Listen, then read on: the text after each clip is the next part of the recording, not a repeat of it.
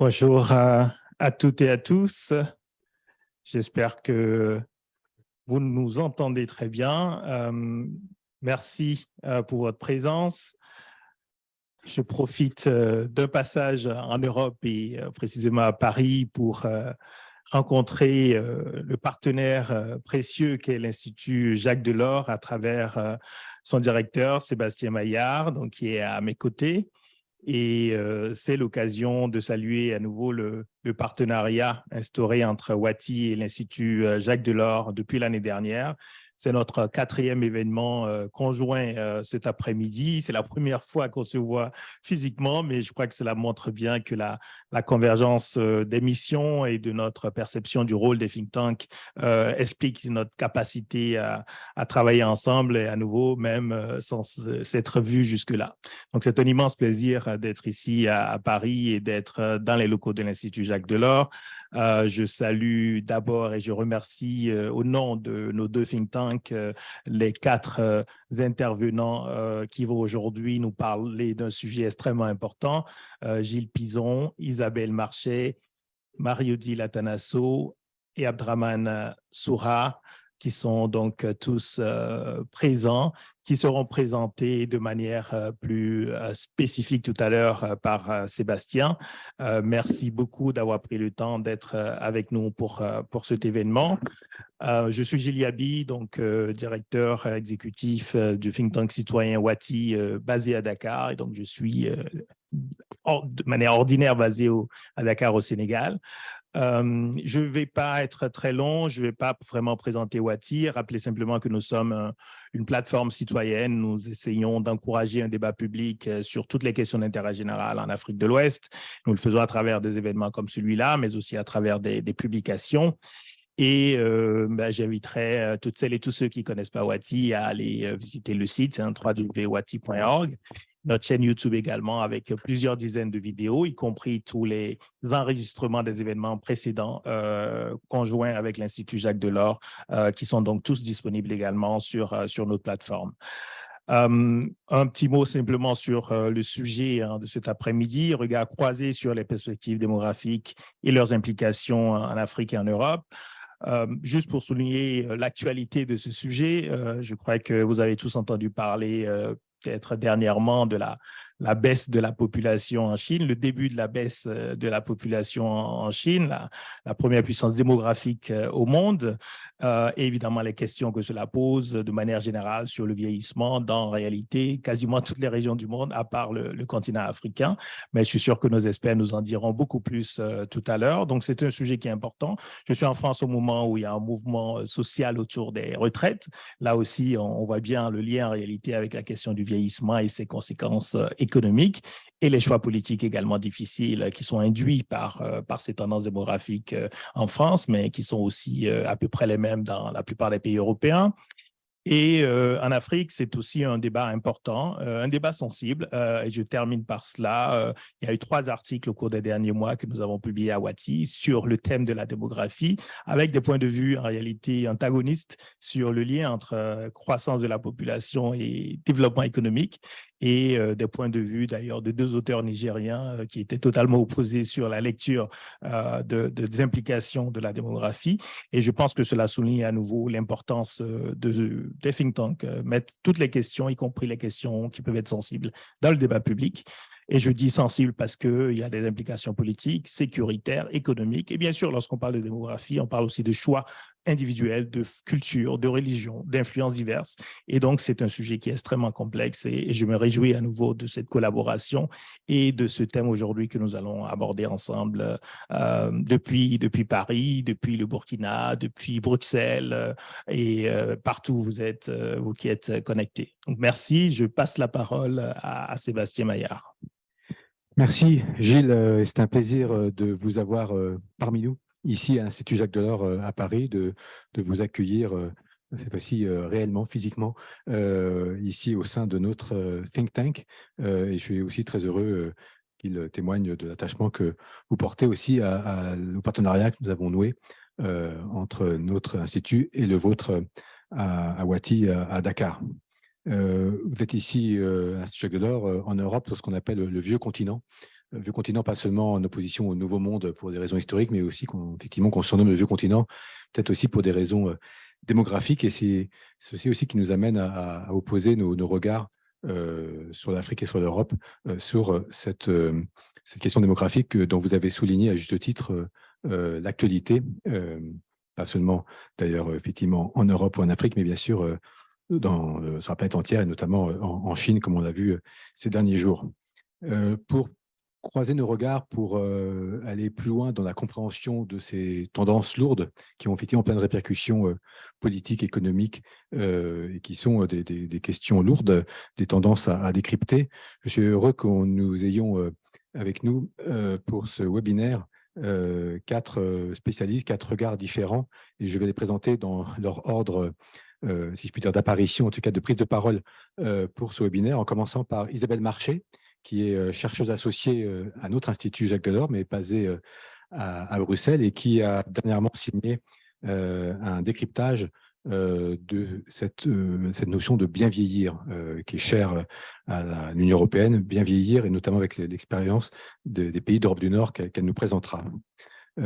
Puis interviendra le professeur Gilles Pizon, que je suis heureux de saluer. Merci d'être avec nous, professeur. Vous êtes professeur émérite au Muséum national d'histoire naturelle et conseiller à la direction de l'INED, l'Institut national d'études démographiques. Et vous nous parlez à la veille de la parution demain en France de la dernière édition de votre Atlas de la population mondiale, qui paraît chez Autrement, donc l'édition 2023 de ce précieux Atlas démographique. Ensuite, eh bien, justement, nous dirons côté africain. Je passerai la parole à Marie-Odile Atanasso, qui nous rejoint depuis l'université d'Abomey-Calaoui, près de Cotonou, au Bénin, où vous êtes enseignante chercheuse, et vous avez été auparavant ministre de l'enseignement supérieur et de la recherche au Bénin. Et enfin, je salue la présentation que nous fera Abdraman Bassiaïsoura, qui est directeur de l'Institut supérieur des sciences de la population à l'université Ouaga 1 au Burkina Faso, donc qui est connecté avec nous. Vous êtes donc démographe, comme plusieurs ici dans ce panel. Voilà. Sans plus tarder, je passe donc la parole à Isabelle pour la présentation. Je vous rappelle que celles-ci doivent durer, et je vous demande de bien vouloir partager cette discipline collective de parler entre 10 et grand maximum 15 minutes, s'il vous plaît, pour que chacun ait le temps d'intervenir, mais aussi qu'on ait un temps de débat. Et bien sûr, je vous inviterai au fil de ces interventions de déjà nourrir le chat, la forme de discussion qui est, vous savez, à l'écran, pour ensuite que je puisse prendre vos questions. Isabelle Marché, à vous la parole. Merci beaucoup à tous les deux. Je suis très heureuse de participer à cette discussion sur ce sujet, comme vous l'avez dit, tout à fait majeur, parfois trop négligé par les pouvoirs publics, mais majeur pour l'Afrique comme pour l'Europe. Alors pour l'Europe, le premier défi est celui du déclin démographique en général, puisqu'on voit qu'après plus de 50 ans d'augmentation quasiment continue, on s'attend à ce que la population de l'Union européenne commence à décliner à partir de 2030. Et sa part dans la population mondiale devrait tomber au-dessous de 4% d'après les projections d'ici à 2070, contre 6% aujourd'hui et 12% en 1960. L'autre grand défi démographique, vous l'avez dit, c'est bien sûr celui du vieillissement de la population. Alors, ce vieillissement se traduit tout d'abord par une part croissante du nombre de personnes âgées. Les plus de 65 ans représentent déjà plus de 20% de la population de l'Union européenne, chiffre qui devrait passer à 30% d'ici à 2050. Et la proportion de personnes âgées de 80 ans ou plus devrait même largement doubler pour atteindre 13%. Une autre donnée à observer est aussi le recul de la population en âge de travailler. On compte aujourd'hui à peine 3 personnes en âge de travailler dans l'Union européenne pour une personne âgée de 65 ans ou plus, contre 4 en 2001, et l'on s'attend à ce qu'il en ait moins de 2 d'ici à 2050. Alors, ce vieillissement de la population s'explique d'abord par une baisse de la natalité. En 2020, le nombre moyen de naissances par femme en Europe était de 1,5, donc loin de la valeur de 2,1 qui est nécessaire pour assurer la stabilité de la population en l'absence de migration. Alors, cette baisse de la natalité peut s'expliquer de diverses raisons, aussi bien sociétales que matérielles que psychologiques. Le vieillissement de la population s'explique aussi, et là c'est une bonne nouvelle, par une plus grande longévité. Même si les gains annuels ont tendance à s'amenuiser au fil du temps, on voit que les Européens n'ont jamais vécu aussi longtemps qu'aujourd'hui, et ce grâce à des progrès notables en matière médicale ou socio-économique. Et l'espérance de vie à la naissance a ainsi augmenté dans l'Union européenne d'environ 10 ans au cours des 50 dernières années, pour atteindre aujourd'hui environ 80 ans en moyenne dans l'Union européenne, avec un écart homme-femme, un peu plus de 77 ans pour les hommes et environ 83 ans pour les femmes. Alors, après une baisse temporaire qui était liée au Covid, cette espérance de vie devrait continuer à s'accroître pour passer en 2070 à plus de 86 ans pour les hommes et à plus de 90 ans pour les femmes. Mais au-delà de ces chiffres, il est important de regarder une autre donnée qui est celle de l'espérance de vie en bonne santé. Et celle-là est de 64,2 ans pour les femmes et de 63,7 ans pour les hommes en moyenne aujourd'hui dans l'Union européenne. Alors, face à cet écart, la question de ce qu'on appelle le bien vieillir est en train de s'imposer dans le débat public, sans pour autant être abordée forcément partout de la même manière. L'Organisation mondiale de la santé parle ainsi de vieillissement en bonne santé qu'elle décrit, je cite, comme le processus de développement et de maintien des attitudes fonctionnelles qui permettent aux personnes âgées de jouir d'un état de bien-être, c'est-à-dire de faire ce qu'elles apprécient. Donc là, il s'agit de préserver leur santé aussi bien physique que sociale que mentale et de leur permettre vraiment de prendre part à la vie de la société.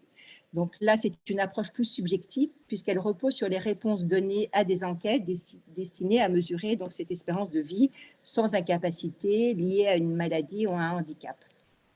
Donc, une équipe de chercheurs de l'université Paris-Cité a mis au point une mesure plus objective en fait, de ce bien vieillir qu'elle définit là comme la différence entre l'âge civil d'une personne et l'âge physiologique, qui n'est pas toujours le même. Et ces travaux ont permis d'identifier 4 grands déterminants des risques de perte d'autonomie, à savoir le niveau de richesse, le degré d'isolement social, le niveau d'éducation et le montant des aides publiques. On constate notamment que les inégalités socio-économiques jouent un rôle très important dans le vieillissement et que les plus démunis ont souvent un âge physiologique très supérieur à leur âge civil. Alors, un autre point important est à souligner, c'est que les Européens ont fait du mal à gérer le vieillissement de leur population, non pas seulement sur le plan matériel, mais plus peut-être sur le plan sociétal, psychologique. C'est-à-dire que dans des sociétés occidentales qui valorisent la beauté, la performance, qui préfèrent parfois occulter la mort, la vieillesse en fait est souvent réduite à des images négatives de dépendance, de fardeau. On voit que les seniors sont régulièrement accusés de laisser une dette financière, écologique à leurs enfants, voire de ne plus être utiles à la société. Donc, il est vraiment temps aujourd'hui de revaloriser aussi cette place des anciens dans notre société. D'une part, il faut voir que les personnes âgées contribuent fortement au lien social et à la solidarité. Au sein de l'Union européenne, par exemple, plus de 20% des 65-74 ans et environ 15% des plus de 75 ans exercent des activités bénévoles. Il y a ceux qui participent à la vie associative ou civique, qui s'occupent de leurs petits-enfants, qui jouent aussi un rôle de mentor auprès des jeunes. Donc, une priorité devrait être vraiment de renforcer encore ces liens intergénérationnels pour que chacun tire profit de la présence, de l'expérience, des compétences de l'autre. D'autre part, il faut aussi rappeler que les seniors contribuent à la croissance économique et à la création d'emplois via ce qu'on appelle la silver economy. Alors, cette économie des seniors, qui selon la Commission européenne devrait croître d'environ 5% par an, fait référence à une demande de biens et services qui reflète les besoins spécifiques des plus de 65 ans pour améliorer leur qualité de vie, retarder leur entrée en dépendance, accroître aussi leur espérance de vie. Et de nombreux secteurs économiques sont concernés. On peut citer bien sûr la santé, mais aussi la sécurité, l'habitat, les services à la personne, les loisirs, enfin les transports, de nombreux secteurs. Alors, face à ce vieillissement de la population, il est important que les pouvoirs publics prennent des mesures. Alors, on sait qu'en matière de démographie, les compétences reposent principalement dans les mains des États membres, mais l'Union européenne peut aussi apporter une plus-value intéressante pour identifier les problèmes, soutenir les actions qui sont menées au niveau national ou régional, intervenir aussi, bien sûr, financièrement. Il faut notamment rappeler que la Commission européenne a en 2021 présenté un livre vert sur le vieillissement qui a permis de lancer un vaste débat politique justement sur les moyens d'anticiper, de relever les défis dans ce domaine. Et la Commission y défend, et c'est intéressant, une approche fondée là sur le cycle de vie. Donc, il s'appuie plus particulièrement sur deux grands concepts. D'une part, l'apprentissage tout au long de la vie, par le développement des compétences, donc ce qui permet à la fois de rester employable plus longtemps et de prévenir le déclin cognitif. D'autre part, le vieillissement justement actif et en bonne santé. Et là, l'idée est à la fois de promouvoir des modes de vie sains dès le plus jeune âge, que ce soit en termes d'alimentation, d'activité physique ou sociale, et en espérant en fait que ces modes de vie seront repris tout au long de leur vie par les adultes, mais aussi de mettre l'accent sur la prévention pour réduire toute une série de risques, notamment en termes d'obésité, de diabète ou d'autres pathologies. Et cette approche fondée sur le cycle de vie permet en fait de mobiliser l'ensemble des acteurs concernés et d'inciter les responsables politiques à prendre en compte le vieillissement actif et en bonne santé et donc la problématique du bien vieillir dans l'ensemble de leurs priorités. Alors, on voit que beaucoup reste à faire, notamment en matière de prévention.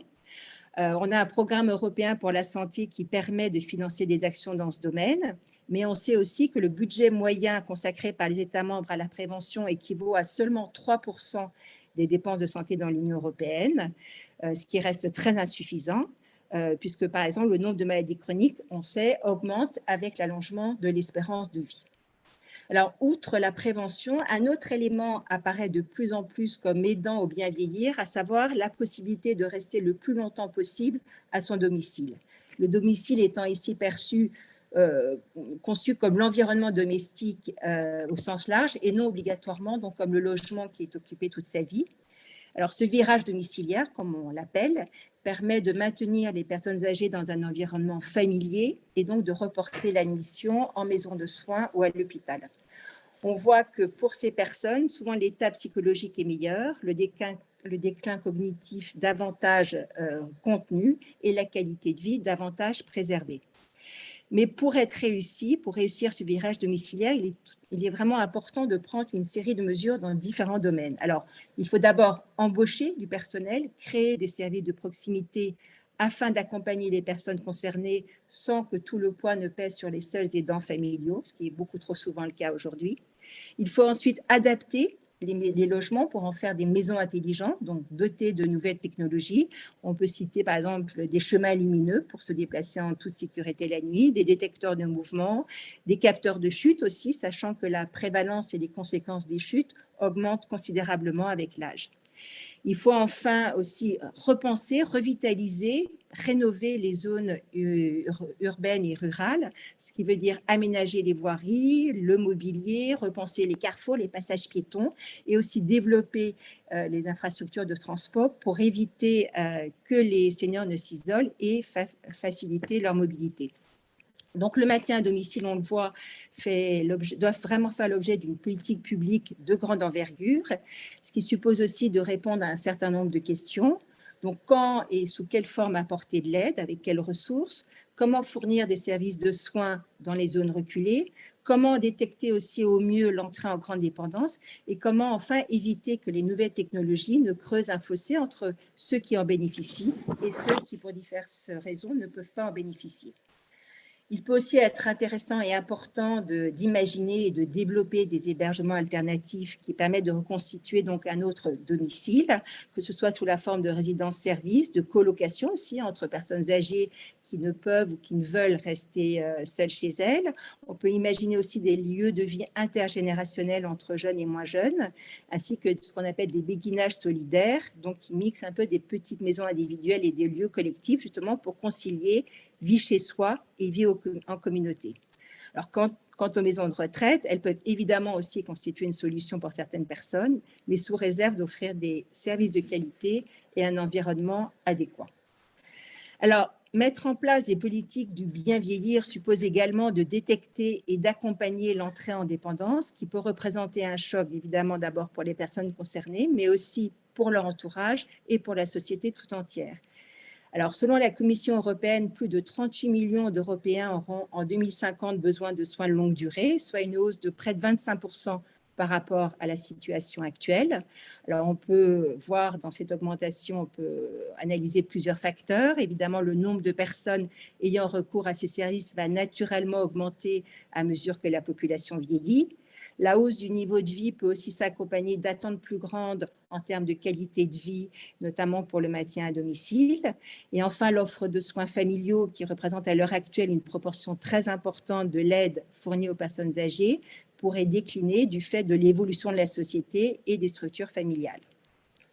Alors, cette évolution représente là aussi un enjeu de taille pour l'ensemble des États membres comme pour l'Union européenne. Alors, on sait que le socle européen des droits sociaux énonce le droit à des services de soins de longue durée abordables et de qualité, en particulier des services de soins à domicile et des services de proximité. Mais on sait aussi que la mise en œuvre de ce droit se heurte à différents obstacles, que ce soit le prix des services, la distance à parcourir, le délai d'attente aussi, dans certains cas, pour voir un médecin. Donc, il est important de prendre des mesures à la fois pour accroître l'offre de soins ambulatoires et de proximité, notamment en ayant recours à diverses innovations technologiques comme les systèmes de télésanté, les dispositifs de surveillance à distance ou les consultations par téléphone.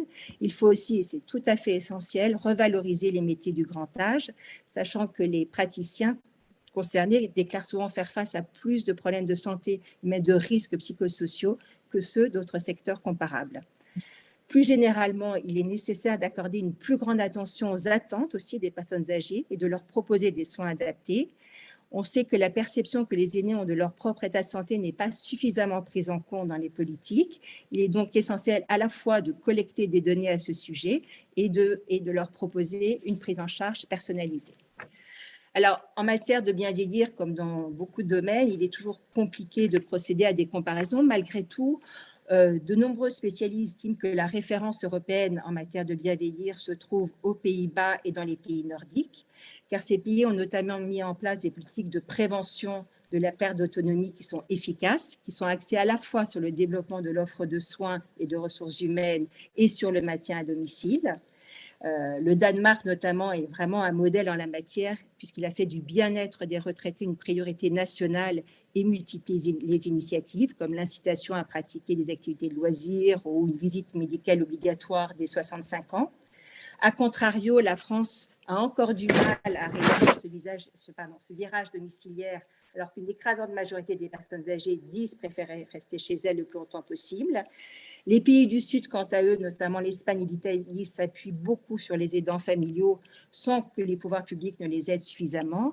Et enfin, les pays d'Europe centrale et orientale sont confrontés à des difficultés particulières en matière de politique publique en direction du grand âge, pour différentes raisons, fuite de main-d'œuvre, niveau de vie moins élevé, niveau aussi plus faible d'investissement alloué à la prévention, à la perte d'autonomie et à la recherche.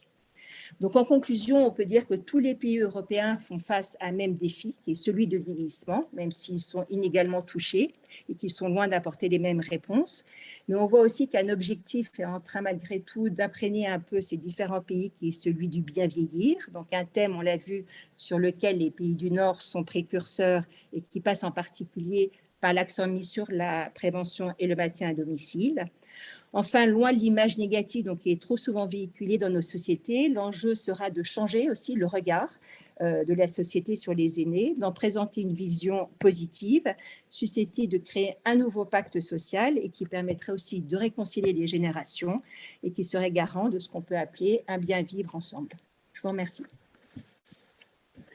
Merci à vous, Isabelle Marchais, pour la clarté de cet exposé. Vous nous avez rappelé de très utiles fondamentaux pour la situation en Europe, avec des exemples, je crois aussi très concrets dans les différentes solutions que vous avez préconisées et des exemples aussi contrastés de ce qui se pratique aujourd'hui dans les différents coins de l'Europe. Vous avez aussi souligné la plus-value de l'échelon européen pour agir dans ce sens. Et d'ailleurs, je rappelle que dans la Commission européenne actuelle que préside Ursula von der Leyen, c'est la première fois qu'il y a un commissaire européen dédié à la démographie. C'est un portefeuille qui n'apparaissait pas à ce niveau-là. Et depuis, c'est un portefeuille d'ailleurs intitulé un peu attendu, c'est démographie et démocratie. Mais en tout cas, ça montre bien que c'est une vraie question européenne. Question européenne qui a des implications économiques et qui a des implications pour l'Afrique. Et c'est ce que Gilles Pizon, vous allez nous nous montrer à travers votre exposé. Je rappelle que vous êtes professeur émérite au Muséum national d'histoire naturelle et conseiller à la direction de l'INED. Je vous passe la parole. Merci. Je vous propose d'examiner la question: combien y aura-t-il d'habitants demain en Europe? Combien y en aura-t-il en Afrique? À quoi ressemblera la population en Europe, en Afrique? Et pour cela, de faire une évolution comparée de la population de l'Afrique et de l'Europe. Et alors, pour ces comparaisons, je vais m'appuyer sur des écrans interactifs qui montrent des courbes que j'ai conçues et qui sont en ligne, accessibles en ligne sur le site de l'Institut national d'études démographiques de façon gratuite. Donc, je vais partager mon écran et je viens là je vais venir sur le site de l'Institut national d'études démographiques. Alors, je vais aller là, voilà. Je suis sur la page d'accueil et au fond à droite, il y a une rubrique « Tout savoir sur la population » qui permet d'avoir accès à des écrans interactifs, notamment celui-là que je vais activer et qui va me permettre de voir avec vous l'évolution comparée de la population de l'Afrique et de l'Europe. Alors là, à l'échelle mondiale, donc ça c'est un graphique qui montre l'évolution de la population mondiale depuis 1950. On était 2,5 milliards jusqu'à aujourd'hui, on vient de franchir les 8 milliards. Et là, c'est les projections moyennes des Nations Unies jusqu'en 2100 qui annoncent, celle publiée en juillet dernier, 10,4 milliards d'habitants. Alors, pour ce qui est de l'Europe, je vais commencer par elle.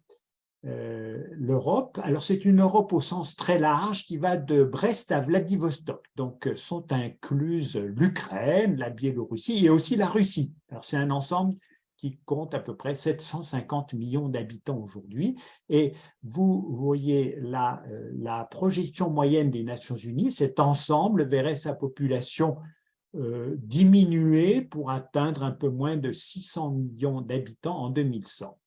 Alors, en comparaison, je vais afficher la population de l'Afrique.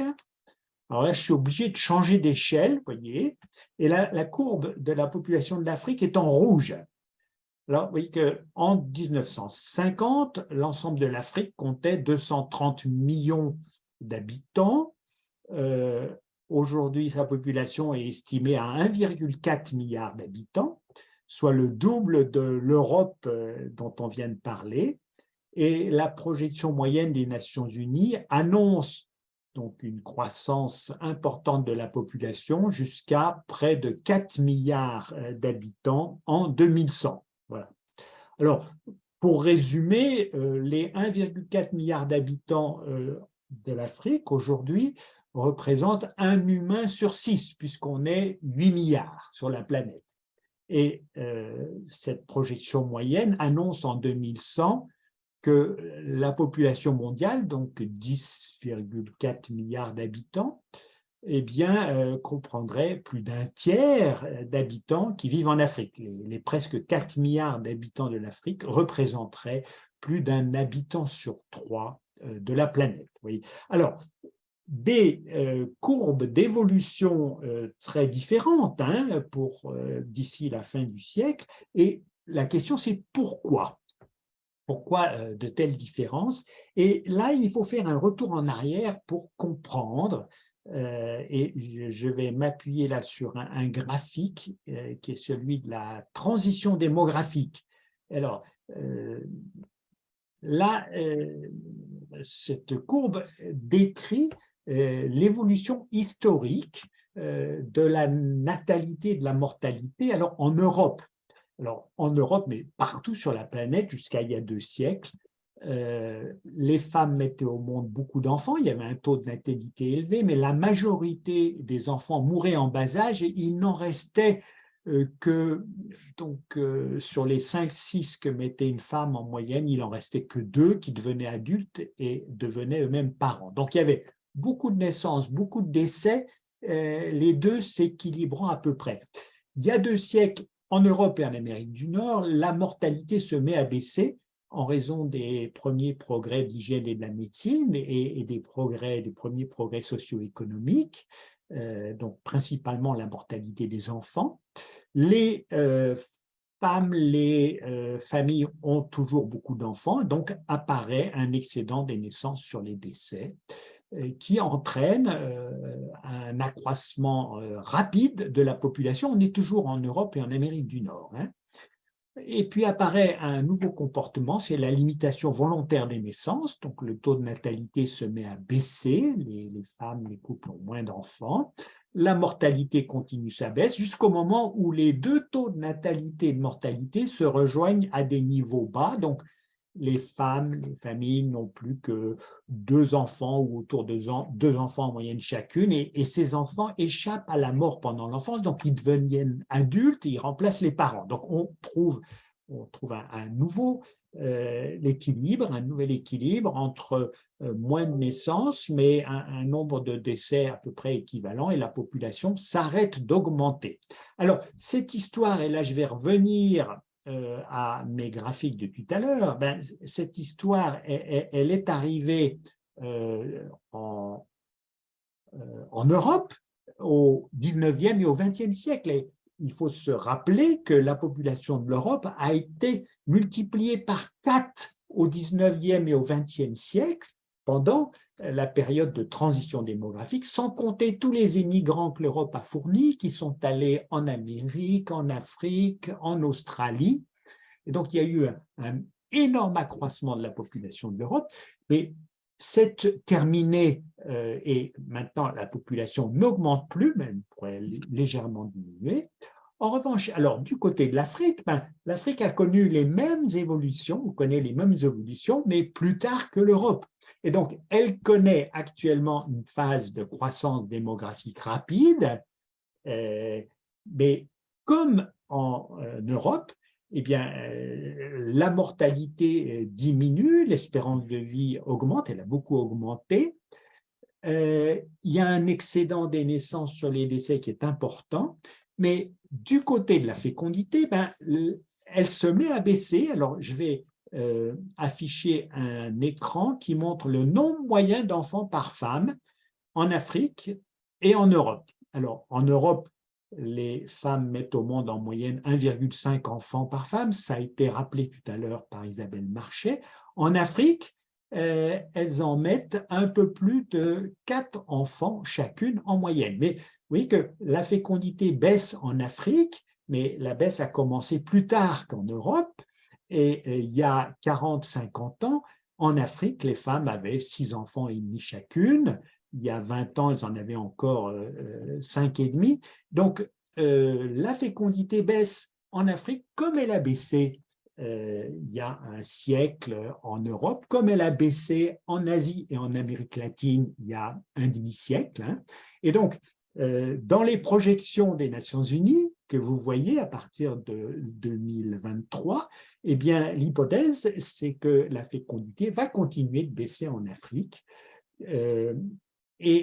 Donc, à terme, cette croissance démographique rapide de l'Afrique devrait cesser, mais d'ici là, il reste un accroissement très important, donc une multiplication par presque 3 de la population dans les projections moyennes des Nations Unies. Donc, c'est un peu la même histoire qui se passe dans tous les continents, mais l'Afrique connaît plus tardivement que les autres continents un fort accroissement. Alors, une des conséquences de la transition démographique, c'est bien sûr plus d'habitants dans chaque continent, mais vous voyez, l'accroissement de la population en Europe, c'est du passé. L'accroissement de la population en Afrique, c'est aujourd'hui, mais ça devrait petit à petit cesser. Une autre conséquence, et on en a parlé, c'est le vieillissement de la population. Et donc, pour bien le saisir, eh bien, je vais vous proposer un autre écran qui s'appelle « La population et moi ». et qui permet de bien réaliser où on en est du point de vue vieillissement démographique. Alors, sur cet écran, vous indiquez votre âge et puis vous avez un certain nombre d'informations. Alors, je vais aller tout de suite à un écran qui s'appelle « Ma place dans la population ». Si j'ai 25 ans, comme c'est indiqué là, eh bien, 60% des humains sont plus âgés que moi et 40% plus jeunes.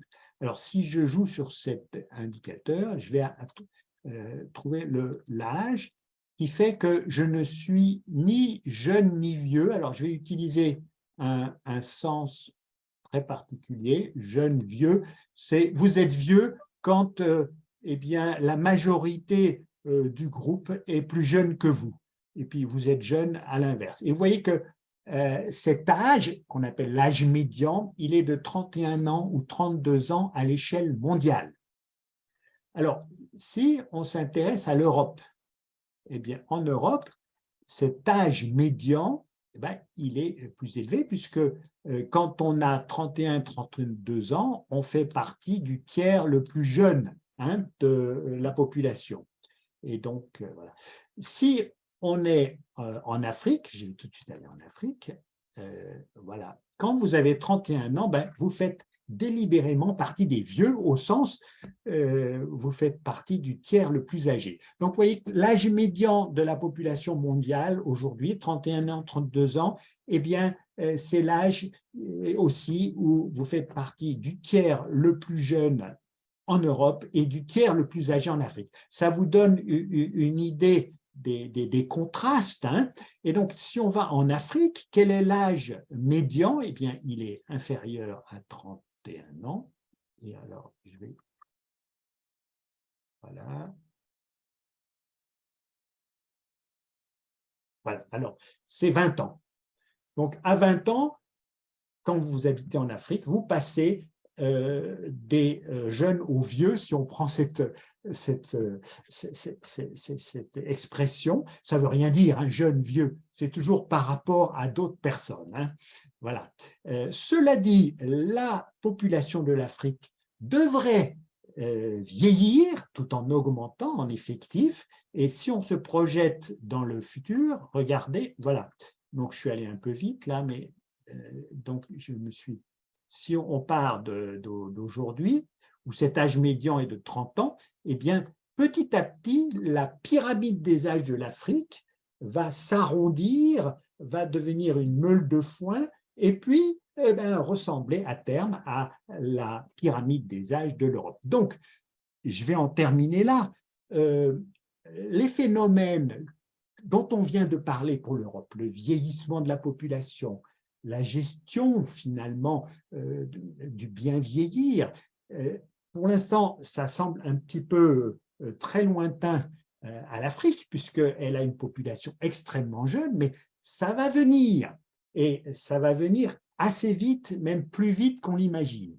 Donc, on peut se dire qu'on y pense peut-être insuffisamment, parce que ça a été rappelé, on est en plein débat sur les retraites dans un pays comme la France, mais c'est un débat qui concerne aussi, on l'a dit, la Chine, les pays d'Asie de l'Est, où la population vieillit très rapidement, et c'est un sujet qui va venir très vite et qui devrait être traité dès maintenant pour l'Afrique, parce que le vieillissement démographique, eh bien, il va se produire comme dans les autres continents.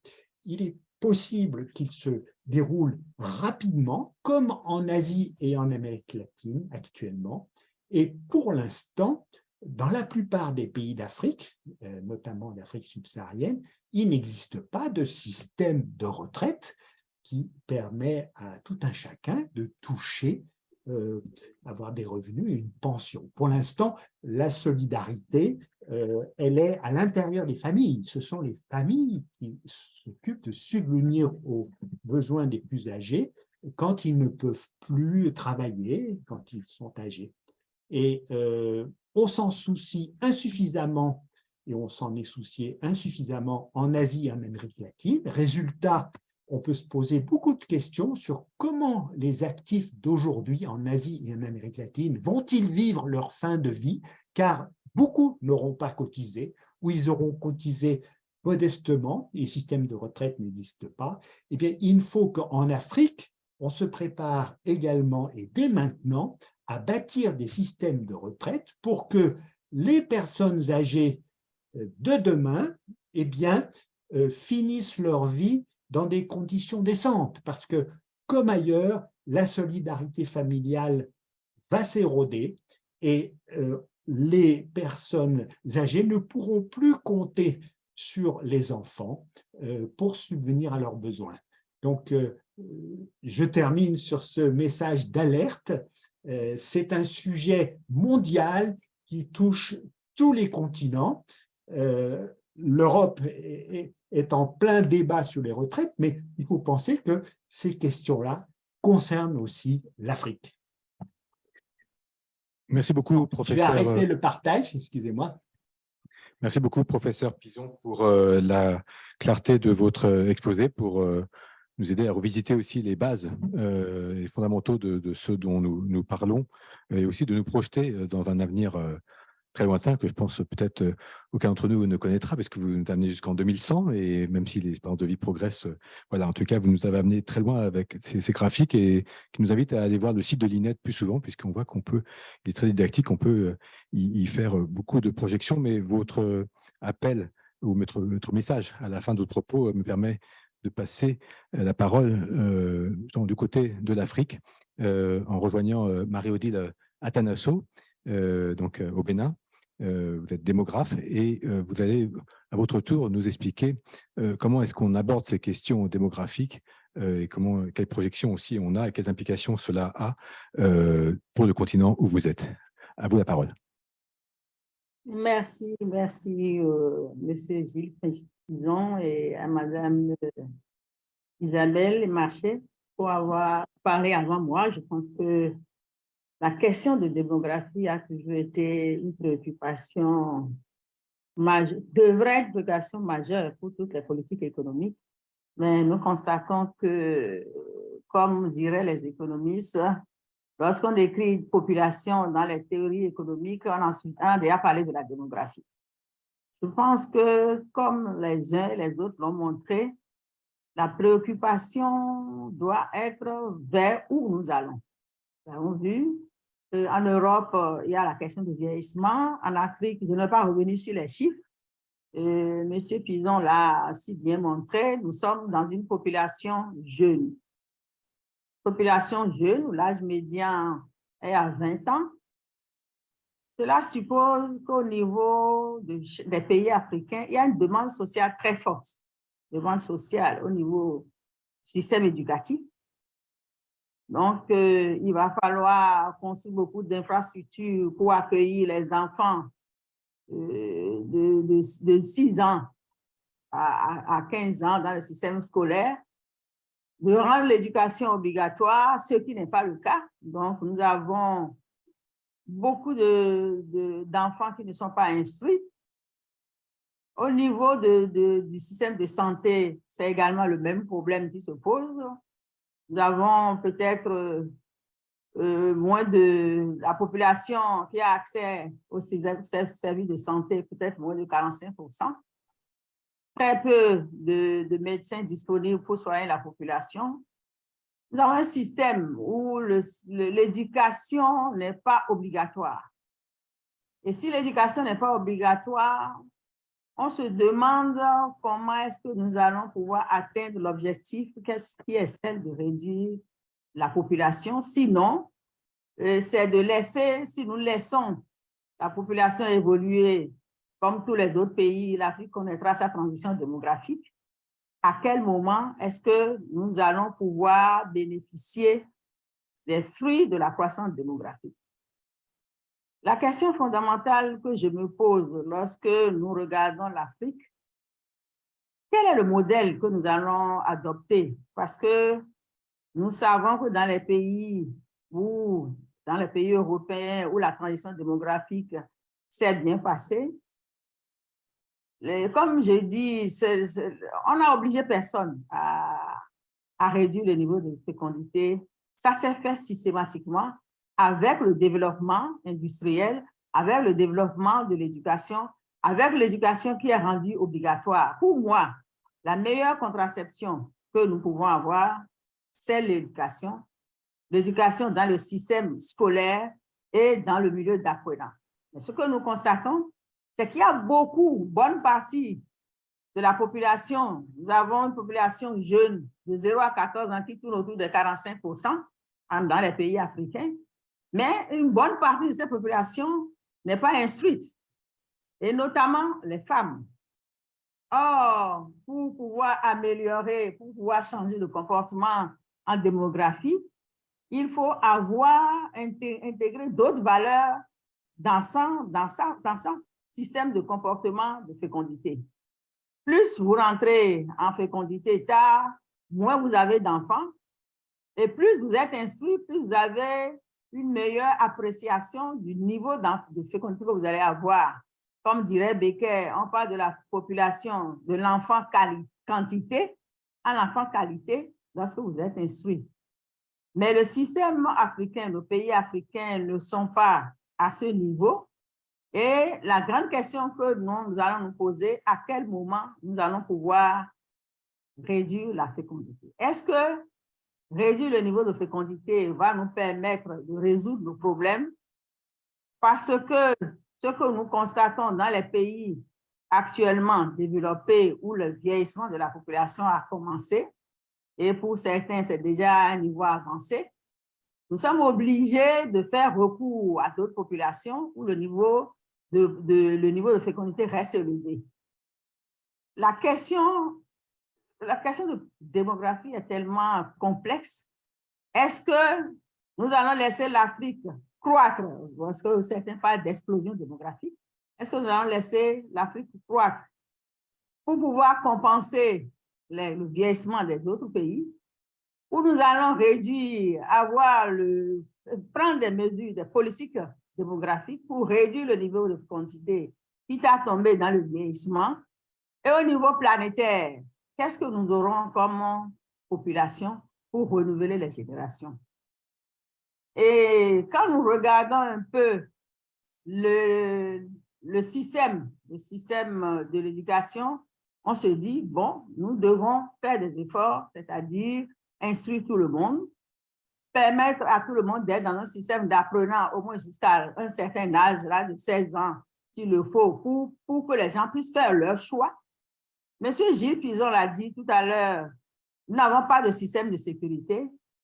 L'enfant, pour nous, en Afrique, c'est la sécurité sociale. Vous en avez beaucoup. Et puis, l'enfant, c'est vos enfants qui vous gardent lorsque vous êtes vieux, puisque tout le monde n'a pas un travail, nous n'avons pas il n'y a pas de chômage qu'on paye, vous n'avez rien. Et si vous n'avez rien, il faut bien que vous n'allez pas vous suicider. Il faut bien que vous viviez. Et si vous vivez, vous devez vivre.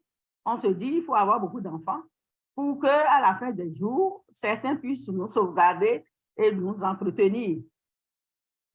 Mais je pense que les mentalités sont en train de changer actuellement parce que nous sommes déjà en train, surtout dans le milieu urbain, de tendre vers les familles nucléaires où ce n'est plus les générations qui sont superposées dans les ménages. Donc, les ménages commencent déjà par comprendre qu'il faut effectivement commencer à réduire le niveau de fécondité. Mais comme l'a montré les graphiques de M. Pison, nous avons encore, pour atteindre le niveau actuel des pays africains, il faudrait peut-être aller jusqu'à 2100. Mais actuellement, il faudrait qu'on essaie de résoudre le problème au niveau des dirigeants et que la démographie soit une préoccupation, c'est-à-dire investir dans l'éducation pour que les choix se fassent effectivement par les ménages, investir dans la santé pour améliorer le capital humain, investir à changer de paradigme au niveau des formations, puisque lorsque nous formons, ce n'est pas pour que les enfants deviennent des chômeurs, mais qu'ils apportent leur contribution à la croissance économique. Mais le système éducatif actuel a l'habitude, dans nos pays francophones, nous produisons beaucoup de diplômés, pas beaucoup de compétences, et ces diplômés se retrouvent à la maison. Donc, il va falloir, au niveau du système éducatif, revoir le mode de formation en y mettant beaucoup plus l'accent sur la technologie, sur les métiers, sur les sciences et les mathématiques, pour que ceux qui vont sortir aient une employabilité pour pouvoir avoir de l'emploi, créer de la richesse. Lorsque nous créons de la richesse, nous pouvons élargir le secteur, nous pouvons résoudre la question de demande sociale en éducation, santé et formation et emploi. Mais si ce n'est pas ça, l'Afrique risque de connaître beaucoup de difficultés si nous devons attendre que le schéma se fasse normalement, hein, c'est-à-dire laisser la transition s'écouler comme ça s'est passé dans les autres pays. Parce que c'est vrai, nous, dans les autres pays, comme on dit, il n'y a pas eu une seule transition démographique, il y a plusieurs transitions démographiques dues à des conditions économiques du moment. Mais nous sommes dans les pays africains, nous avons beaucoup de secteurs informels qui ne permettent pas, le secteur informel ne permet pas à l'État d'avoir une politique qui puisse toucher tout le monde. Ça veut dire que les Africains se prennent, on peut dire, se prennent en charge. Et si le secteur informel est tel que c'est aujourd'hui, il y a plus de, dans le système de l'emploi, il y a plus de 70% qui sont du secteur informel, est-ce qu'à ce niveau-là, l'État peut prendre des mesures, des politiques et imposer des choses comme on l'a fait dans certains pays où on a été obligé de dire vous ne devez pas faire plus de 2 enfants ou plus de 2 enfants comme en Chine. La politique en Chine est différente de ce qu'on peut avoir en Afrique parce que nous ne sommes pas dans des pays où l'État peut imposer, vérifier, contrôler. Donc, il y a beaucoup de difficultés par rapport à la mise en œuvre des politiques parce que le système est plus un système informel qu'un système formel. Et lorsque les politiques sont prises, lorsque les décisions sont prises, c'est plus facile de les appliquer lorsque le système est plus formel qu'informel. Donc, dans nos pays africains, il y a lieu de repenser totalement notre système économique et pour pouvoir effectivement prendre des mesures aussi bien au niveau de l'économie qu'au niveau de la démographie afin de faciliter le schéma de l'évolution démographique. Bon, on a actuellement, on voit que dans certains pays en Afrique du Nord, que le niveau de fécondité a déjà commencé par baisser. Dans les pays au sud du Sahara, nous tournons encore autour de 5,1 enfants par femme.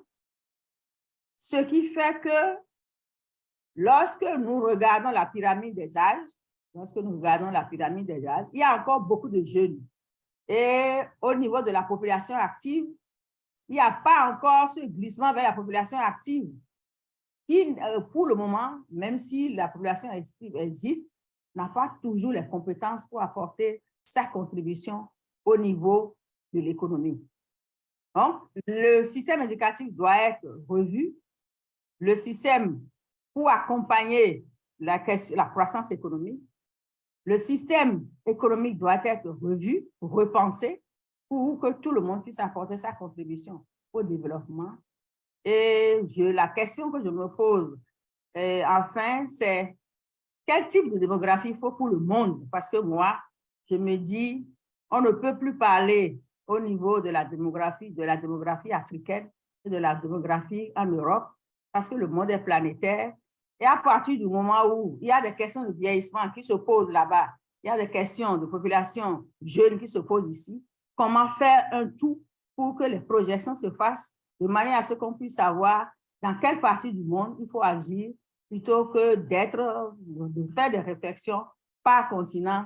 Et évidemment, quand nous faisons des réflexions par continent, ça amène les questions d'immigration d'un continent à l'autre, alors que le monde doit être planétaire, le village planétaire. Et je pense que les réflexions, à partir de maintenant, doivent être mondiale sur les questions de population. Voilà un peu ce que je peux dire par rapport à la session qui m'a été consacrée. Merci.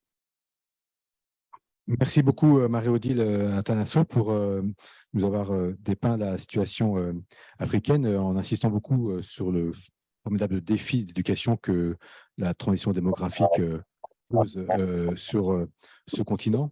Vous avez beaucoup souligné aussi le rôle des enfants comme quelque sorte garant de sécurité sociale de fait dans des systèmes informels.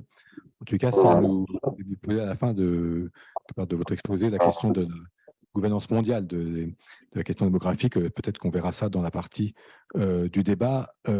Mais je voudrais d'abord, pour faire le tour complet de nos exposés, passer la parole au docteur Abradaman Soura.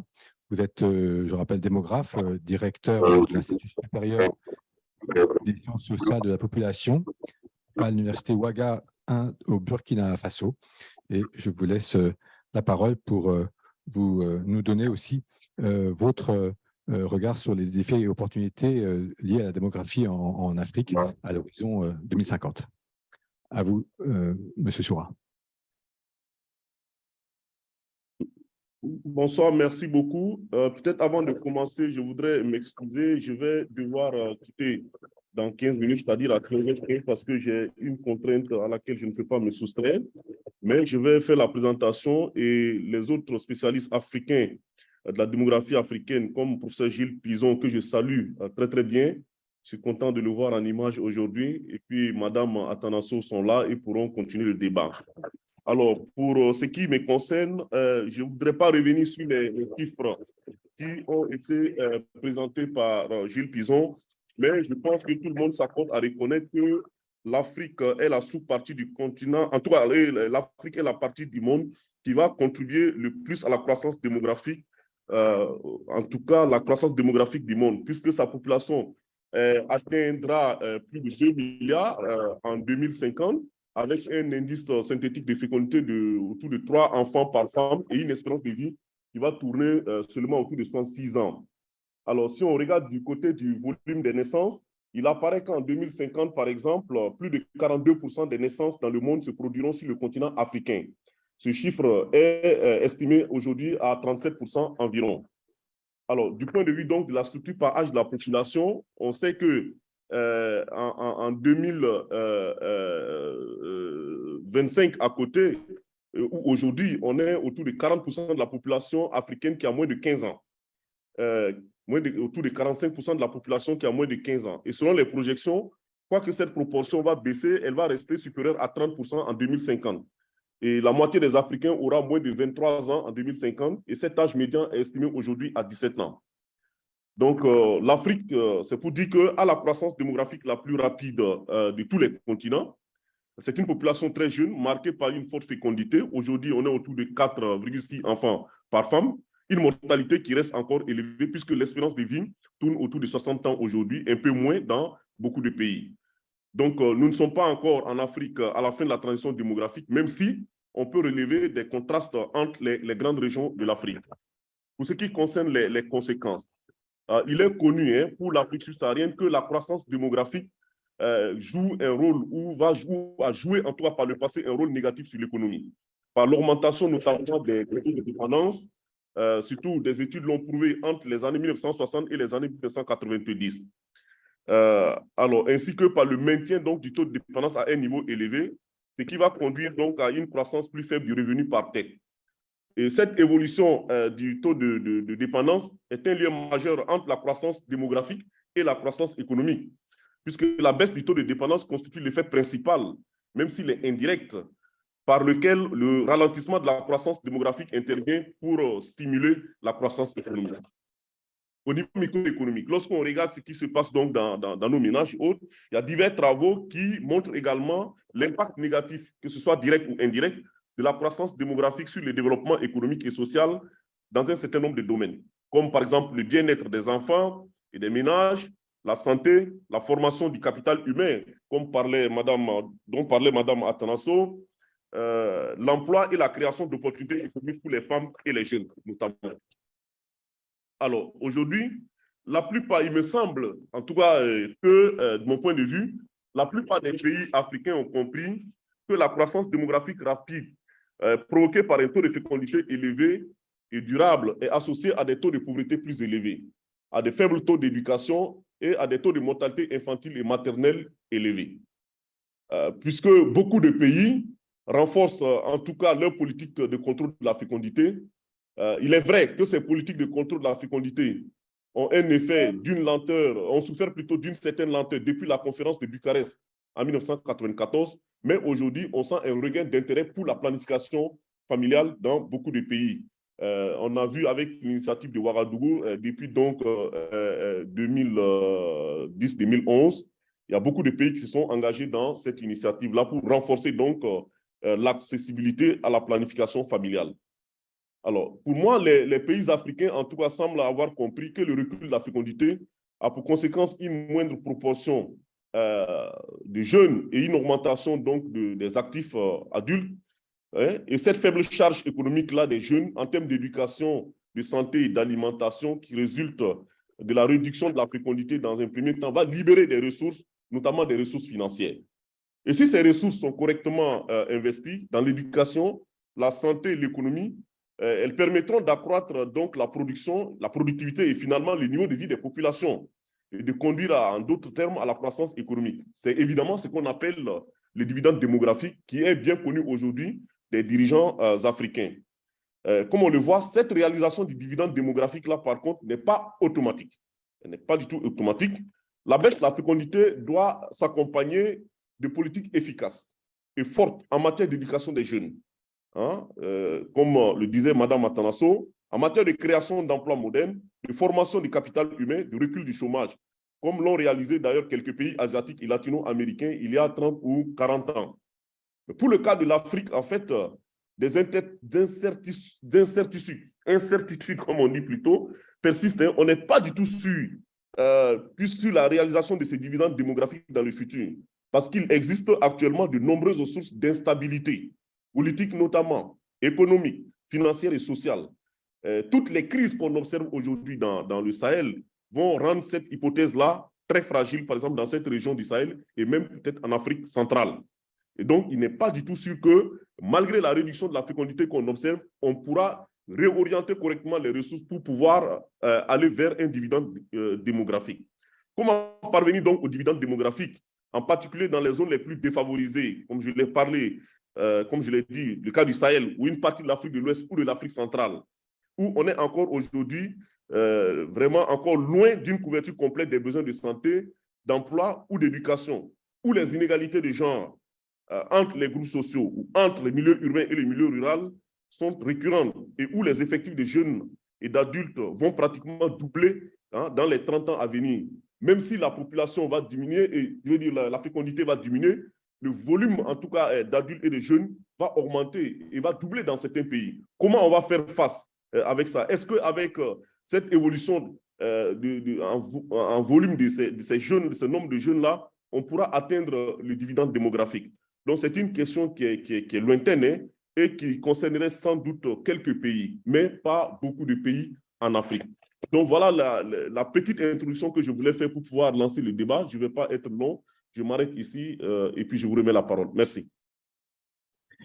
Bonjour, merci Dr Soura pour cet exposé, pour avoir éclairé aussi sur cette notion de dividende démographique qui est importante aussi dans le débat. Et vous avez, elle se répète aussi dans la partie de discussion que nous allons maintenant avoir, vous avez souligné le rôle négatif que va avoir sur l'économie une croissance démographique trop exponentielle. Alors, ce sera effectivement peut-être matière à débattre. Avant de prendre les différentes questions qui ont été versées sur notre site pendant que nous avions ces exposés, je voudrais peut-être inviter nos panélistes à réagir les uns aux autres sur ce qui a été dit. Peut-être, je ne sais pas si le professeur Gilles Pison veut réagir à ce qui a été dit par ses collègues africains. Et puis ensuite, je prendrai d'autres questions. Professeur Pison. Oui, merci. Concernant les propos du professeur Soura à propos du dividende démographique, il a bien raison de nous dire que ce bénéfice économique lié à une situation démographique particulière, donc lorsque les familles ont moins d'enfants et que la population n'a pas encore suffisamment vieilli pour avoir une part de personnes âgées élevée, eh bien, la part des actifs dans la population augmente, puisqu'il y a moins de jeunes et puis il n'y a pas encore une population importante d'âgés. Et donc, ce phénomène crée une situation d'opportunité démographique pour le développement économique, cette part élevée. Et on l'a observé, ce phénomène, en Asie et en Amérique latine, il y a déjà plusieurs décennies, et les économistes estiment que cette situation a joué un rôle favorable dans la croissance économique de l'Asie. À une époque, vous savez, beaucoup de pays asiatiques, notamment ceux qu'on appelait les dragons, les pays émergents, Chine, Corée du Sud et Singapour, ont eu des taux de croissance économique à 2 chiffres, supérieurs à 10%, et les économistes conviennent qu'une partie de ces taux élevés de croissance économique ont été liés à cette situation démographique favorable.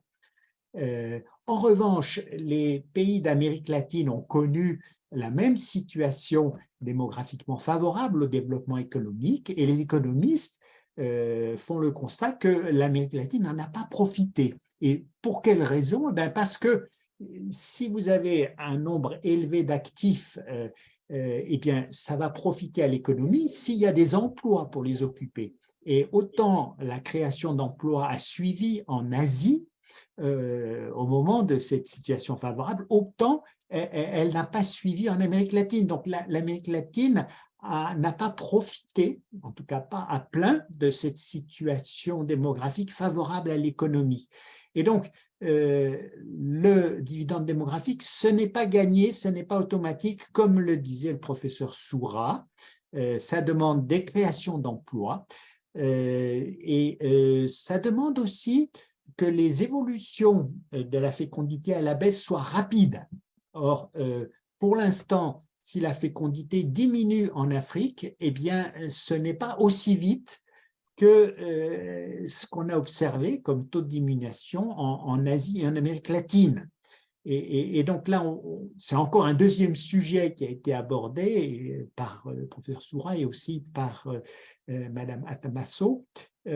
Comment faire pour que la fécondité continue de baisser en Afrique et baisse plus rapidement. C'est vrai qu'il y a des marges possibles parce qu'une partie des femmes, des couples souhaitent avoir moins d'enfants et eh bien, ils ne trouvent pas toujours une offre de moyens pour espacer les naissances ou les limiter. Donc, il y a une marge de progrès de ce côté-là en ayant des politiques d'offres de moyens de contraception mieux organisées, si vous voulez.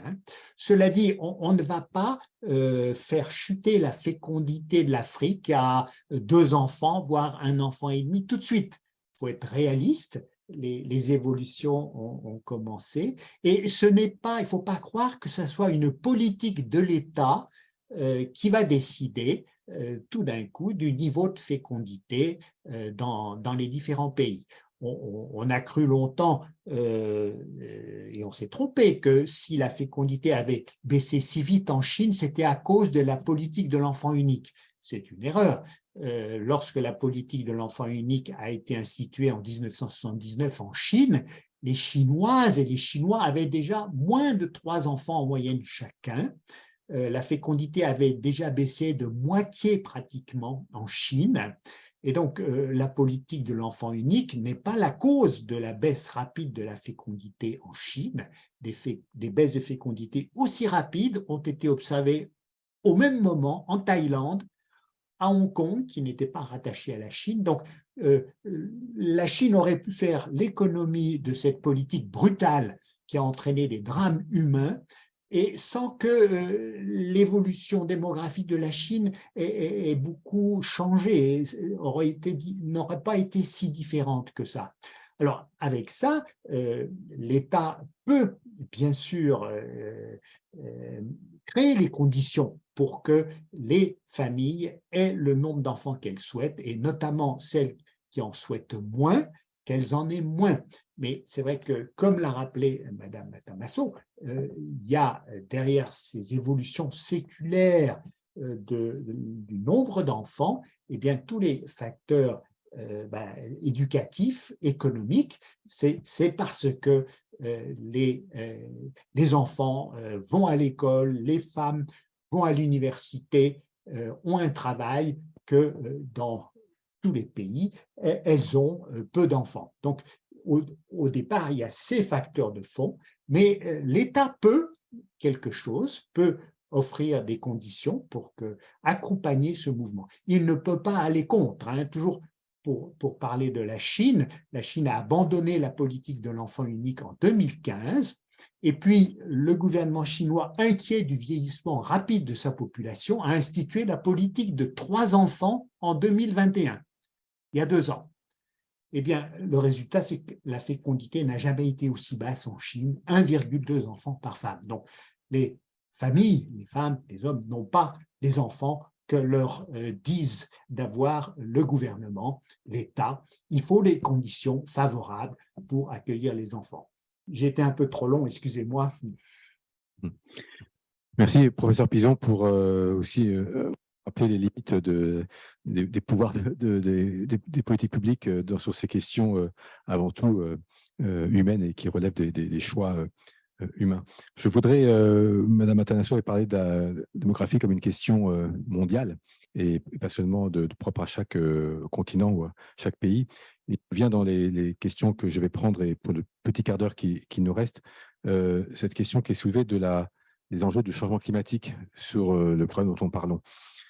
Comment les politiques de démographie prennent-elles en compte ou non les enjeux de changement climatique, des fortes chaleurs ou des sécheresses et autres qui font qu'il y a aussi, bien sûr, des effets sur la démographie liés au changement climatique qui frappe là, pour le coup, toute la planète, que l'on soit en Europe ou en Afrique.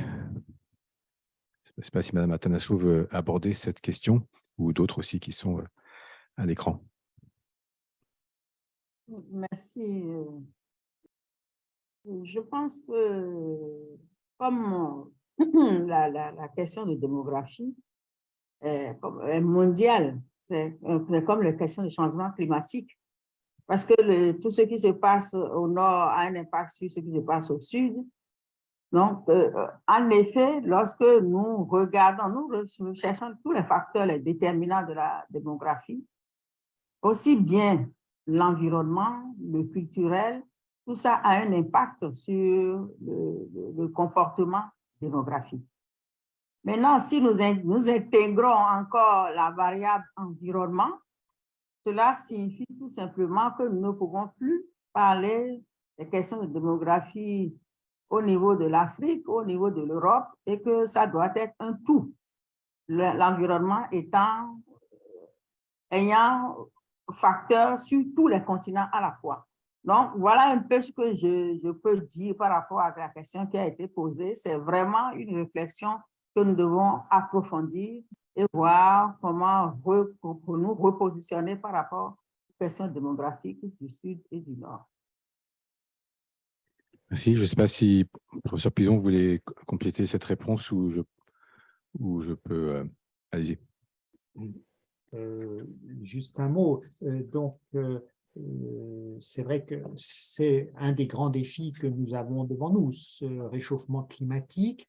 Il crée une anxiété parmi les jeunes, alors peut-être particulièrement dans les pays développés, dans les pays du Nord, mais peut-être aussi dans les pays du Sud. Beaucoup se disent je souhaite avoir des enfants, mais je ferais mieux de ne pas en avoir parce que si j'ai un enfant, je vais contribuer à détruire encore plus le climat. Alors, je crois que c'est une fausse bonne idée parce que, en raison de l'inertie démographique, on ne changera pas beaucoup les courbes démographiques à court terme, je veux dire d'ici 2050. Il ne faut pas se faire d'illusions. on n'échappera pas à 2 milliards d'habitants en plus sur la planète d'ici 2050. La plupart des humains qui seront en 2050, et je pense que la plupart des panélistes en feront partie, moi j'en ferai peut-être pas partie, eh bien ils sont là, on sait combien ils sont, et on peut estimer le nombre d'enfants qui vont naître d'ici 2050, sans trop d'erreurs, et également le nombre de personnes qui vont décéder. Donc, on ne va pas beaucoup changer le nombre d'humains.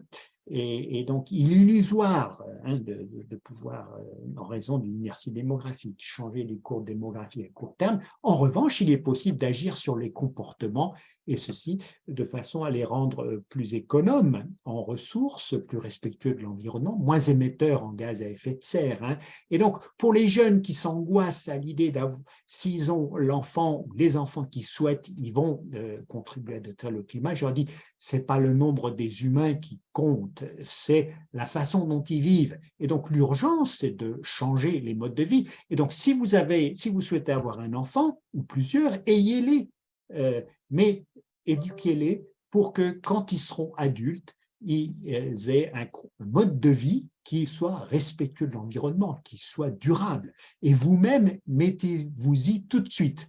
Donc, je pense que la question n'est pas l'effet du nombre des humains sur la planète, sur l'environnement, c'est dans l'autre sens. Il faut qu'on agisse et sur nos modes de vie, et sans attendre, on ne pourra pas modifier à court terme le nombre des humains. Donc la question du nombre des humains n'est pas la question essentielle, surtout que c'est la minorité de 1 milliard qui vit dans les pays du Nord qui a été responsable jusqu'ici du gros des émissions de gaz à effet de serre. Donc ceux qui se tournent vers l'Afrique en leur disant « attention, attention, vous allez être plus nombreux », non, l'émission moyenne de gaz à effet de serre d'un habitant de l'Afrique est très minime. Donc, c'est vrai que le défi, c'est que l'Afrique se développe, elle sera plus nombreuse en effectif, et c'est vrai qu'il faudra veiller à ce que les modes de vie en Afrique soient respectueux de l'environnement, comme ils devront l'être aussi au nord. Mais les responsabilités sont claires là-dessus. Merci pour cette clarification. Je ne sais pas si Isabelle Marchais voulait compléter aussi la réponse, et après j'aurai aussi une question à elle sur l'Europe. Oui, non, effectivement, l'éco-anxiété, comme on l'appelle, on voit effectivement que c'est l'un des nombreux facteurs qui peut contribuer à expliquer la chute de la natalité. Je suis tout à fait d'accord avec ce que vient de dire M. Pison par ailleurs, mais c'est vrai que ce n'est que l'un des facteurs. C'est vrai que ça fait partie des facteurs psychologiques avec la peur de l'avenir, du chômage, mais c'est vrai que dans la chute de la natalité, on voit aussi des raisons plus matérielles qui sont liées à des problèmes de coût du logement, de problèmes socio-économiques, et puis des questions sociétales aussi qui sont liées aussi au changement des modes de vie, liées aussi à des mariages plus tardifs, à des désirs d'enfants plus tardifs. Donc effectivement, la question environnementale est tout à fait centrale, mais c'est sans doute c'est l'une des questions que l'on doit aborder dans le cadre de la démographie. Et là où je rejoins Madame Attanasio, c'est aussi évidemment sur la nécessité d'avoir cette gouvernance mondiale et d'avoir vraiment un point de vue beaucoup plus global sur la question. Comme je disais un peu au début de mon intervention, c'est vrai que la question démographique est parfois sous-estimée, trop sous-estimée en tout cas dans nos pays, et c'est vraiment important de s'en saisir. On le voit à tous les niveaux, et c'est également tout à fait important de s'en saisir au niveau mondial. Je reste avec vous, Isabelle Marchais, puisqu'il y a une question d'un des participants. On parle beaucoup depuis le début des effets des tendances démographiques sur l'économie, ses implications économiques, si elles sont positives ou négatives. Vous avez évoqué le concept de silver economy, et un participant voudrait savoir un petit peu plus qu'est-ce qu'on entend par silver economy, qu'on peut traduire silver, bien sûr, argent en français. Effectivement, c'est ce qu'on appelle, c'est l'économie des seniors. C'est vraiment de voir à quel point en fait les seniors, les plus âgés, même s'ils ne travaillent plus, en fait, contribuent aussi à l'économie, à la croissance économique, à l'emploi. En fait, c'est une économie des seniors. Comme je disais tout à l'heure, la Commission européenne s'attend à une croissance d'environ 5% par an de cette économie. Et elle fait vraiment allusion à toute une gamme de secteurs dans lesquels, en fait, qui contribuent à produire vraiment des biens et des services à destination plus particulièrement des plus de 65 ans et qui couvrent, encore une fois, ça peut être, évidemment, c'est la santé, donc tout ce qui couvre la santé, le médical, etc. Mais c'est aussi l'habitat, ce dont on parlait tout à l'heure, justement, pour construire ces maisons intelligentes, pour essayer justement d'adapter en fait l'habitat aux plus âgés. C'est aussi évidemment les services à la personne, mais c'est aussi les communications, parce qu'on voit par exemple que les seniors se mettent aussi à utiliser des téléphones, des tablettes. Donc c'est vraiment cette silver economy qui est bien nommée, c'est vraiment toute une économie qui tourne autour des plus âgés et qui, encore une fois, permet de voir à quel point justement ces plus de 65 ans ont un rôle à jouer aussi dans l'économie, même si c'est d'une autre manière que celle de la participation active à travers l'emploi et la population active en tant que telle. Merci pour ces explications. J'ai le temps de prendre une dernière question. En fait, il y a une série de questions sur le thème assez large des impacts de ces questions démographiques que nous avons sur les flux migratoires. Et donc, je ne sais pas qui veut la prendre. Et quel impact de la question démographique sur les migrations dans le futur proche? Alors, futur proche en démographe, c'est horizon 2050, je l'entends, mais comment est-ce que ça impacte ou pas les flux entre nos continents? Je ne sais pas si Mme Atanasso ou Papison veulent aussi se risquer à répondre. Merci. Bon, comme on l'a dit, je vais rapidement faire une petite contribution. Oui, M. Gilles Pizan dit que l'environnement n'agit pas effectivement les comportements démographiques, les comportements qui ne se voient pas tout de suite, c'est les générations. Donc, les comportements ne changent pas tout de suite, mais il va falloir travailler pour que les comportements à terme, à partir d'un certain temps, puissent changer. Bon, comme on a dit, l'Afrique la population de l'Afrique va exploser. Beaucoup de jeunes sans emploi, alors qu'au nord, la population vieillit, où on a besoin aussi de jeunes pour pouvoir contenir cette population vieillie, c'est-à-dire pour que le ratio pour que les jeunes puissent supporter ceux qui sont vieux, il faut quand même beaucoup de jeunes pour travailler. Bon, c'est tout ce schéma-là qui fait que la population jeune que nous avons en Afrique a tendance à migrer, compte tenu aussi des difficultés économiques, le niveau de pauvreté, pour aller vers les pays développés. Si la tendance se maintient avec des populations vieillissantes ou vieillies dans le nord, et que la population de l'Afrique continue à croître, et comme l'avons démontré dans les différentes contributions, évidemment, moi je me dis, la question de migration ne peut pas être résolue. C'est pour ça que je dis, est-ce qu'il ne va pas falloir penser de façon globale à la question de démographie? Comment nous allons faire pour contenir une population pauvre qui est en quête d'emploi, alors que dans d'autres parties du monde, il y a des populations qui ont vieilli et qui ont besoin de bras, de mains, de bras de jeunes. C'est la question que je me pose. Mais si c'est ça et que la migration doit venir du sud vers le nord, peut-être qu'il aurait fallu améliorer les conditions pour qu'il n'y ait pas une migration massive et que la migration soit beaucoup mieux pensée avec les différents pays qui peuvent apporter leur contribution pour les pays qui sont en une population vieille ou bien vieillie, et comment contenir nos jeunes dans le pays africain à travers toutes les politiques que nous allons mettre en place pour les retenir aussi. Mais pour moi, c'est un tout et qu'il va falloir penser de façon plus globale. Merci. Merci pour cette réponse que j'invite peut-être aussi Gilles Pizon à compléter. Et puis, ce sera peut-être aussi votre dernière intervention avant que je laisse mon homologue Gilles Yaby conclure. Alors, en Europe, il y a une peur qui est entretenue par certains d'une augmentation des flux d'immigration venant du Sud, et notamment de l'Afrique. Mais ça ressemble beaucoup aux peurs qui sont entretenues en Amérique du Nord. Et là, c'est les flux d'immigration en provenance d'Amérique du Sud, du Mexique. Hein. Alors, tout ça, c'est des fantasmes, c'est nourri. La réalité, c'est que les habitants de l'Afrique connaissent des migrations importantes, mais la plupart des migrations africaines ont lieu à l'intérieur de l'Afrique, d'un pays africain à l'autre, ou même à l'intérieur d'un pays, alors liés à différentes raisons. Il y a les guerres, les troubles politiques hein, qui créent donc des déplacés à l'intérieur de leur pays ou dans les pays voisins.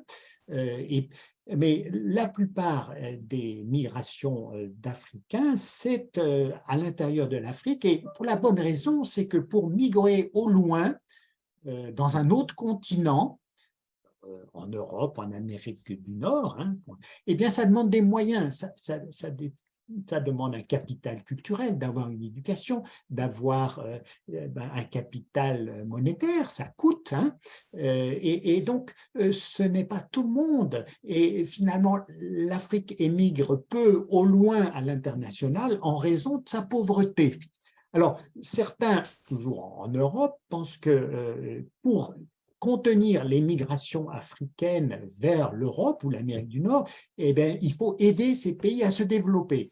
Alors, il faut aider, bien sûr, l'Afrique à se développer, mais il ne faut pas en attendre une réduction des flux d'immigration venant d'Afrique. Au contraire, on voit bien que si l'instruction progresse, si l'éducation progresse, si les revenus augmentent, eh bien, ça va augmenter les possibilités pour les habitants de l'Afrique de migrer au loin. Donc, ça ne veut pas dire qu'il ne faut pas, bien sûr, aider l'Afrique à se développer. Elle est déjà en train de se développer, mais c'est une fausse idée de penser que ça va contenir la population de l'Afrique à l'intérieur du continent. Le développement eh bien, plutôt est un facteur favorable au flux de migration internationale. Donc, de toute façon, pour l'instant, les flux n'augmentent que peu. Ils augmentent du fait de l'augmentation de la population. Ça, c'est mécanique. Hein. Mais cette hantise du côté de l'Europe d'être envahie par des migrants africains, c'est un fantasme entretenu, c'est une peur entretenue volontairement par certains, ça ne correspond pas à la réalité. La part des immigrants nés en Afrique qui vivront en Europe demain, certes, devrait augmenter, mais pas sans représenter jusqu'à un quart de la population de l'Europe en 2050, comme certains l'ont annoncé. C'est pour faire peur. Donc, oui, les migrations internationales proprement vont augmenter, notamment celles entre l'Afrique et l'Europe, mais ça ne va pas redistribuer fondamentalement la population des différents continents.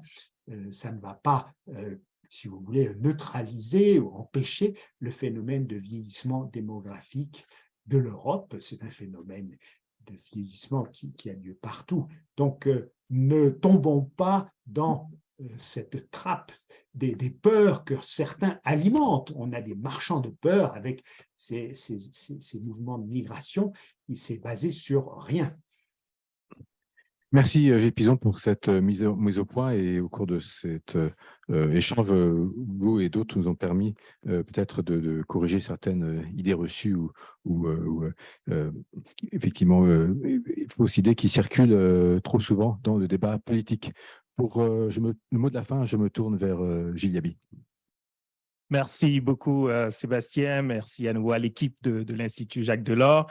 Merci à nos 4 invités de cet après-midi. Je crois qu'on a eu un débat justement très éloigné des polémiques, des discussions, des manipulations politiques et on a eu une discussion autour de faits. Et je crois que c'est exactement la mission d'un think tank, c'est la mission que nous avons tous les deux, d'alimenter le débat public ici en Europe pour l'Institut Jacques Delors, en Afrique de manière générale et en Afrique de l'Ouest en particulier pour Wati. Et je me réjouis vraiment que nous ayons eu justement cette qualité de débat comme pour tous les 3 événements antérieurs, donc co-organisés par Wati et l'Institut Jacques Delors.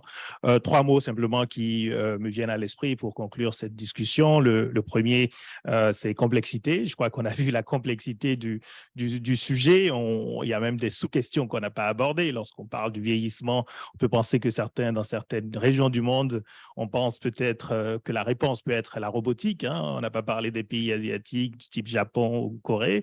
La question de l'intelligence artificielle, qu'est-ce que ça va changer aussi dans le rapport au travail, dans la manière dont dans certaines régions du monde, on va voir finalement l'utilité d'avoir des êtres humains. Deuxième mot, le temps. On a vu aussi que lorsqu'on parle de ces tendances démographiques, et le court terme, c'est peut-être les 30, c'est les 50 prochaines années, et ça pose la question des choix qu'une génération fait, ce que ça signifie pour les autres. Donc, il y a une grande question qui se pose, c'est lorsqu'on fait des politiques publiques ou lorsqu'on a envie, par exemple, d'accélérer la transition démographique, on voit bien qu'il y a aussi un effet, je crois, d'irréversibilité ou en tout cas une très grande difficulté lorsqu'ensuite on veut répondre au vieillissement, de pouvoir relancer la machine. On voit que ça ne fonctionne pas. Et donc là aussi, je crois que ça nous amène à une forme d'humilité par rapport évidemment à notre appréhension de ces questions. Et le dernier mot, c'est les choix, l'importance de continuer à avoir du débat public, des faits pour pouvoir éclairer les choix tout en prenant en compte ces dimensions intergénérationnelles et en prenant aussi en compte la question de la planète. Et je crois que c'est très bien qu'on ait parlé aussi du changement climatique qui est un élément absolument majeur au niveau global. Donc, merci à chacune et à chacun de vous. Merci à toutes nos participantes et à tous nos participants. Et je suis impatient aussi de vous recevoir à Dakar pour qu'on puisse cette fois-ci avoir ces regards croisés vus du continent africain et à nouveau à la prochaine. Merci beaucoup. Merci à vous et au prochain webinaire. Bonne soirée.